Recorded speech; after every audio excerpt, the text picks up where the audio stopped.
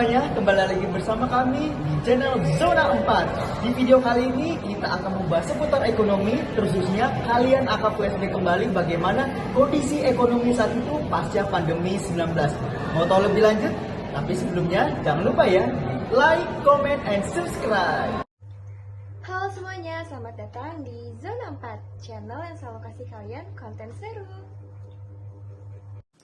Halo semuanya, selamat datang di Zona 4, ruang podcast yang membahas perjalanan ekonomi dengan cara yang santai, mudah dipahami, dan pastinya relevan sama kehidupan kita sehari-hari. Jadi stay tune ya.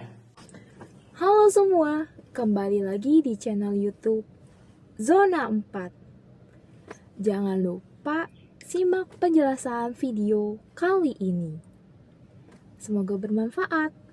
Halo semuanya, terima kasih sudah klik Zona 4, channel yang bisa dapat insight ekonomi buat kamu tanpa bahasa yang ribet. Stay tune terus ya. Bye-bye. Halo semuanya, selamat datang di Zona 4. Hari ini kita akan membawakan topik yang menarik banget. Stay tune ya. Halo semuanya, selamat datang di Zona 4. Ruang podcast yang membahas perjalanan ekonomi dengan santai, udah dipahami dan relevan sama kehidupan kita sehari-hari. Jangan lupa stay tune terus ya. Halo semuanya, Anda sedang memasuki channel Zona 4, ruang informasi terkini yang disajikan cepat, tepat, dan jelas. Yuk join channel kita sekarang. Halo semua, saksikan kami di Zona 4. Karena apa? Zona 4 memberikan hal-hal informatif tetapi juga asik dan menarik. Serta beberapa opini yang mungkin kalian bisa bilang, oh iya juga ya. Jadi, daripada penasaran, jangan lupa saksikan di Zona 4. Halo semuanya, selamat datang di Zona 4, channel yang membahas tentang ekonomi.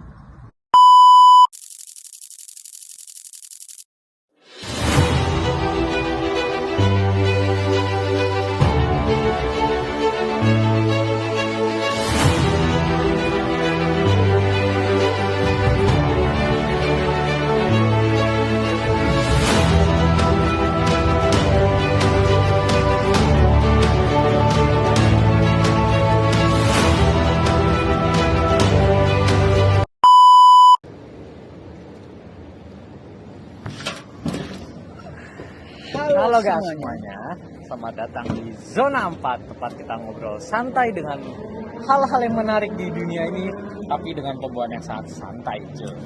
Bener banget turis. Jadi pada episode kali ini kita akan membahas seputar ekonomi. Nah ini salah satu yang menarik nih. Tetapi kita bukan hanya mengenai ekonomi digital, tapi kita flashback lagi nih pada tahun 2020, gimana kita ini menghadapi sesuatu fenomena yang cukup menggemparkan di seluruh dunia juga, yaitu pandemi COVID-19. Iya betul, jadi kita bakal ngangkat gimana sih pandemi itu justru mendorong perekonomian yang tadinya kita tuh nggak begitu lancar ya. Jadi perubahannya tuh begitu besar banget dari yang era konvensional jadi era digital. Bener banget tuh. Oke, langsung saja nih teman-teman, kita masuk ke pembahasan kita pertama. Mau tentang apa dulu nih, Riz? Kasih tahu. Nah, dari UMKM dulu kali ya. Boleh.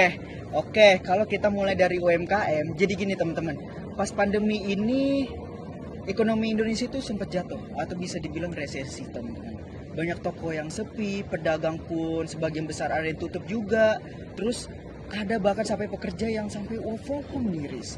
Iya, tapi yang menarik nih ya, pandemi itu justru jadi apa ya, pintu percepatan digitalisasi terbesar yang pernah dilakukan oleh pelaku usaha di Indonesia gitu. Banyak pedagang-pedagang kayak yang tadinya cuma ngandelin toko-toko offline, cuma kayak jualan-jualan di pinggir jalan, sekarang mereka sudah bisa berjualan melewati apa ya, aplikasi-aplikasi di jejaring media sosial. Tuh, contohnya kayak apa? TikTok, ya, TikTok, Shopee Pay. Dan juga Ya. Tokopedia dan semacamnya. Betul. Jadi, tapi kurang afdol kalau kita bahas dari segi UMKM ini. Apa tuh, mau bahas apa? Gua mau sekarang kita belajar tentang PJJ, pembelajaran jarak jauh. Nah, ini relate banget nih sama kita berdua nih sebagai pelajar. Teman-teman juga nih yang nonton kita ini yang masih pelajar, masih anak SMA, bahkan masih mahasiswa juga, pasti kalian pernah ngalamin namanya PJJ. Apa ya, semenjak ada PJJ gitu ya, guru sama atau dosen tuh jadi lebih apa ya, digital minded gitu. Jadi Iya. awalnya tuh kayak mereka tuh nggak begitu paham dengan teknologi kayak Zoom ini. Jadi akhirnya mereka tuh mencoba mengelola kelas online. Banyak juga guru-guru yang kreatif nyari solusi gimana kalau misalkan susah sinyal atau bikin apa sih namanya e-learning, apa setiap poin-poinnya siswa tuh bisa Oh iya, gitu. basic e-learning namanya tuh Iya. 2020 di sekolah gua. Maksud gua kayak nggak ada sih dulu. Waduh.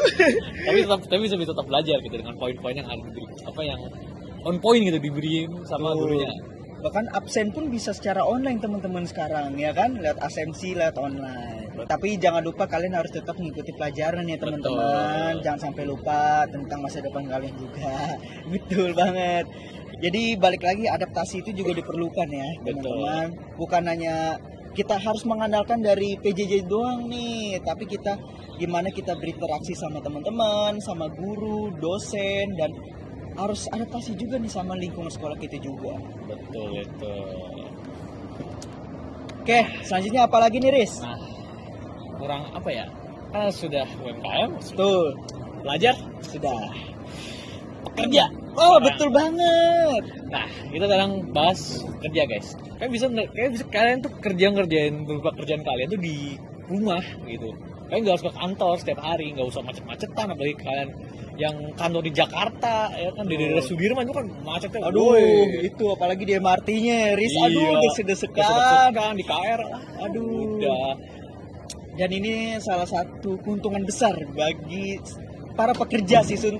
Bener kata lo, ini sebagai mimpi buat mereka semua karena apa ya, gimana ya, jadi mereka nggak usah capek-capek berangkat kerja lagi. Iya. Karena udah ada sistem Zoom meeting, ya kan. Mereka kadang-kadang kalau mau ketemu sama klien, mereka bisa ngadain lihat Zoom meeting, terus Betul. ngerjain proposal sama klien atau ngerjain kerjaan lembur, itu bisa secara online teman-teman. Jadi Betul. nggak harus semuanya itu ke kantor. Jadi Nah. balik lagi ada sistemnya hybrid, ya kan, ada secara offline maupun online. Betul itu. Jadi apa ya? Kayak apa sih? Menurut apa? Kalian tuh bisa kerja tuh di mana aja gitu. Betul. Kalian mau kerja di mana? Di Kapan kafe. saja, di mana Kapan saja. di mana saja. Hmm.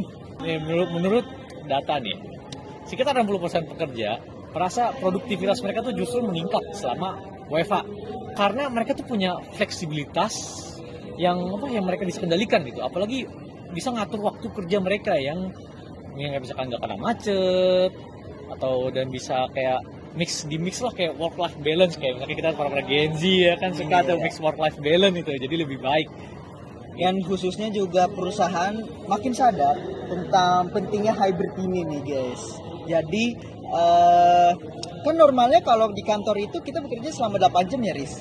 Iya nggak sih? Iya betul. Ada juga Atau yang, mungkin ada yang lembur juga. ada yang mungkin lembur sampai 12 jam, 13 jam ada. Betul, tapi adanya pandemi COVID-19 ini, khususnya balik lagi ke zaman 2020, itu bisa makin fleksibel lagi dalam segi waktunya. Bisa di mix balance lagi seperti yang lo bilang tadi. Betul. Pada hari Sabtu ini kita berbicara tentang berbagai banyak macam sisi positif dari pandemi COVID-19 itu sendiri dan membawa perubahan besar bagi tentunya kita tentang dulu kita mengalami social distancing, terus bahkan sampai ada yang kena pandemi COVID-19 ya di situ cukup Iya. apa ya, sedih. Tapi maksud saya, saya kena. Saya juga kena loh. Gitu.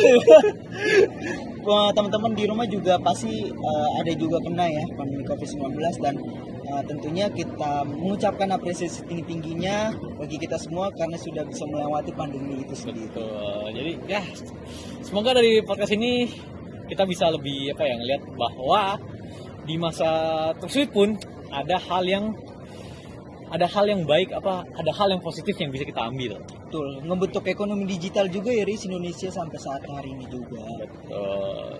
Oke, Oke. teman-teman, cukup sekian pada episode kita kali ini dan kita masih akan membahas seputar topik-topik yang lain yang tentunya nggak kalah menarik nih Riz. Betul. Tapi tentu saja stay tune ya di channel kita yaitu Zona Zona 4. Jangan lupa ya untuk di like, comment, and subscribe. Betul. Jadi see you all the next video. Dadah. See you, sampai jumpa di konten selanjutnya. Bye bye.